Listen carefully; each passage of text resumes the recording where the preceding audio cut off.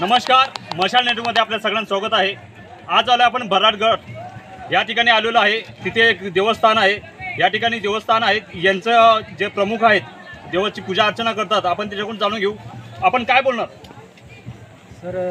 मी काय सांगतो, मला झाली आता 50 वर्ष झाली, तर त्याचे माझ्या आधीपासून इथं कार्यक्रम ठेवतात। आपण येऊन काय करतात? आम्ही आमची पूजा करतो आणि इतर येतात ते सुद्धा येऊन करतात पूजा येणारे। या ठिकाणी भक्तगण किंवा पर्यटन निसर्गप्रेमी किती जण येतात, कुठून येतात?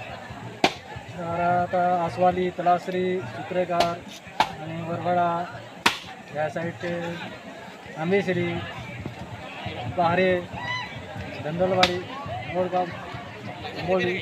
मी असं ऐकून आहे का दादरा नगर हवेली आणि गुजरात आणि महाराष्ट्रातील पूर्ण जनता इथे येते, पर्यटन येतात, हे सांगतात आहे का खरं? हो, येतात, सर्वजण येतात? सर्वजण येतात। हे देवस्थान जागृत आहेत का? देवस्थान जागृत आहे। आपण बघू शकतात हे इथे पुजारी आहेत, इथे ग्रामस्थ आहेत, त्याच्याकडून आपण जाणून घेतलंय। आपण बघू शकता इथे बघा हे भक्तगण या देवाच्यासाठी पूजा अर्चनासाठी इथे आलेले आहेत। रांगेत दर्शन घेतात। जसे मोठमोठे देवस्थान आहेत, त्या देवस्थानात जसं रांगेत दर्शन घेतात त्याप्रमाणे इथे रांगेत दर्शन घेतलं जातं आहे। हे आदिवासीचं देव आहे। या आदिवासी पारंपरिक पूजले जात आहे। गेले अनेक वर्ष झालेत या ठिकाणी येतात आणि